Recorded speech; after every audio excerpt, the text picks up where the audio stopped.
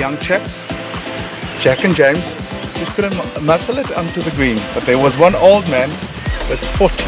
They got it onto the green. I don't know. I don't know what that says.